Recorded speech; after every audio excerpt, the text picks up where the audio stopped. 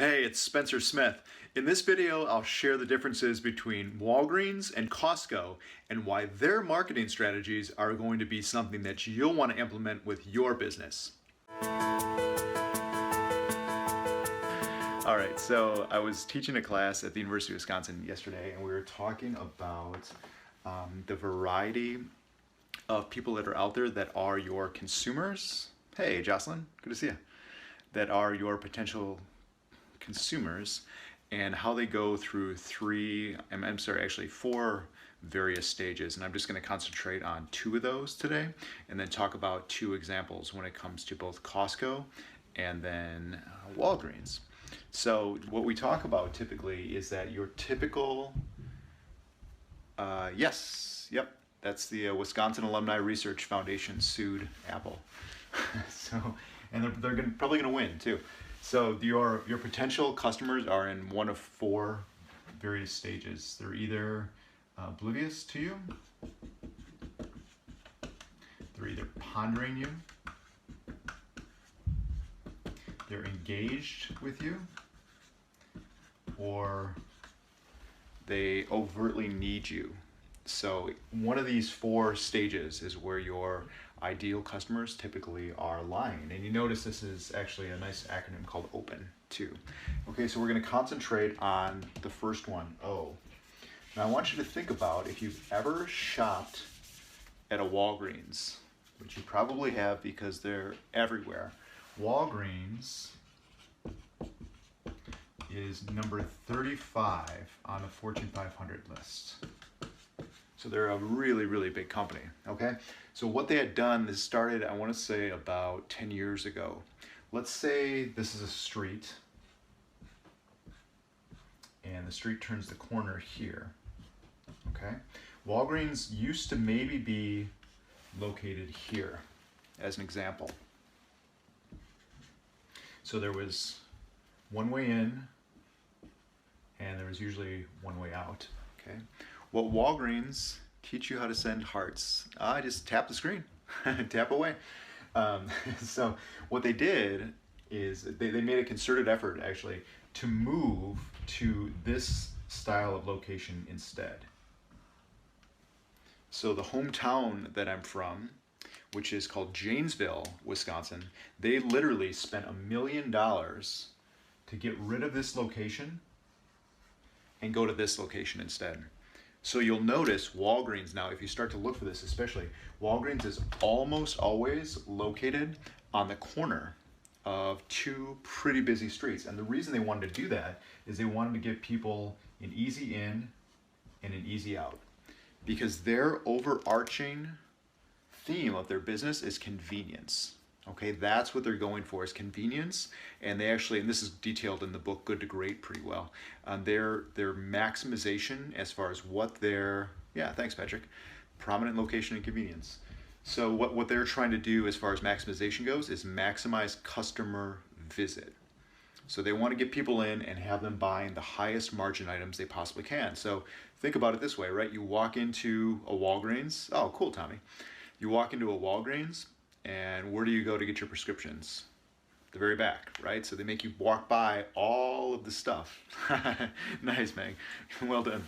So they make you walk by all of the really expensive, profitable stuff before you get ultimately what you had sought out to get.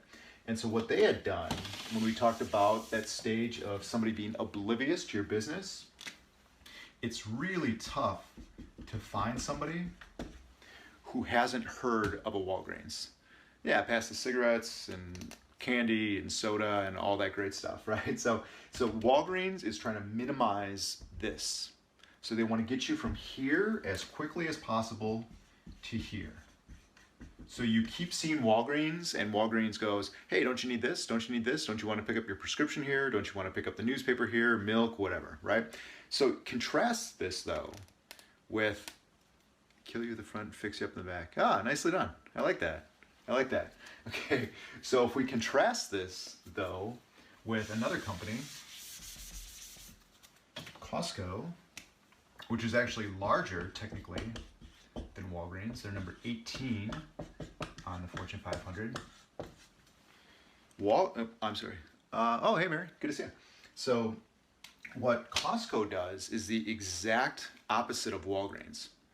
Okay, so if this is the street that we were on before, where Walgreens paid all of that money to be here, Costco says, you know what?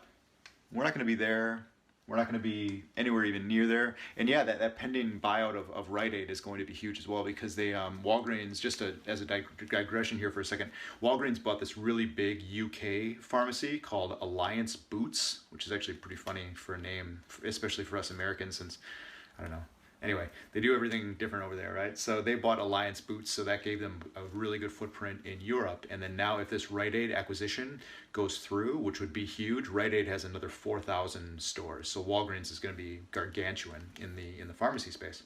So back to this, Walgreens is paying to be here, right? So they're paying for convenience, paying for you to always see them.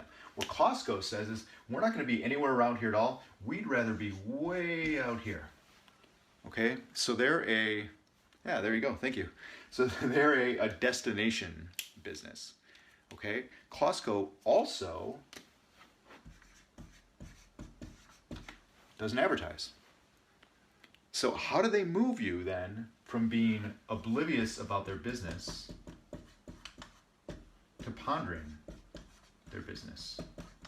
And why does Costco have such loyal customers? Because if you or you know anybody else who has shopped at Costco, once one opens near you, it starts getting about a quarter of your paycheck, from what I've heard anecdotally from people.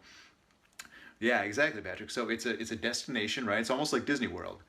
And you get there and you know that regardless of what you buy at Costco, what they distinctly have identified as their target market is the people who love samples, right?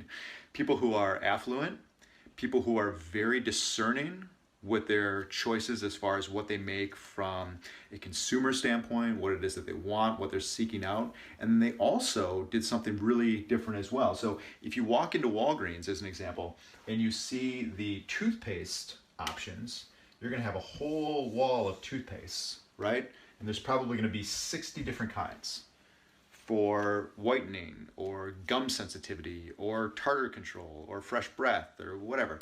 What Costco does is the exact opposite. They say, look, instead of 60, what we're going to do at Costco is we're going to eliminate that and we're going to give you 2. You can have Crest or you can have our own house brand, Kirkland. Oh, thanks. I don't know if this, I'll definitely record this. I'll record this and I'll put this on YouTube. So thanks for the feedback. I really appreciate it. Okay, so what Costco does is they say, look, you come to our destination store. We're gonna make decisions on your behalf because we know you're very busy at your job. You have very demanding, high-paying jobs because that's their demographic. And they go, when you come into our store, we'll have already done all the hard work. So you don't have to choose from 60 different options. You can choose from 2. And regardless of what you choose, you know it's going to be good because you trust us to make that decision. You trust us to, on your behalf, do all of the due diligence and all the hard stuff. I believe Kirkland is Costco as opposed to Sam's Club. So what they do then is they make it really easy to shop there. They have you trust what it is that they're offering, and that's why people love having Costco in their town. So what I propose to you is, regardless of which model that you choose, whether it's I'm out here all the time like Walgreens, like you're paying a premium, so to speak, you know, with money, your time or whatever, to advertise to everybody, that's one model.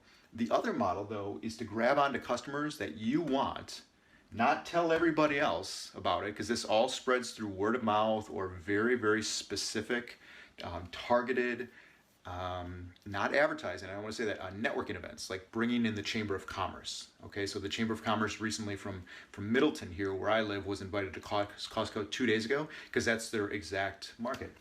So they do no ads, and they say, look, if you're oblivious to us, meaning you're oblivious to Costco, you're probably not for us anyway.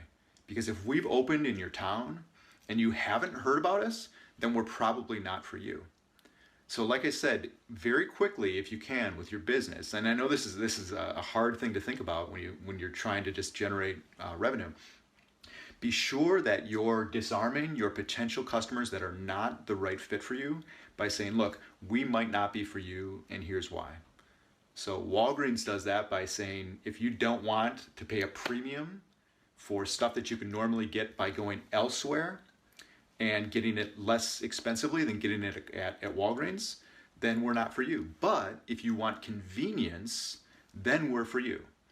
And Costco is the exact opposite. You come to us, we'll decide on your behalf what it is that you want, and then if you buy something and you make a bad choice, we'll take it back, no questions asked. So two very different models from two very successful companies. Hey, thanks so much for watching. If you like this video, please be sure to subscribe to my YouTube channel here, and I'll send more great stuff your way. Thanks.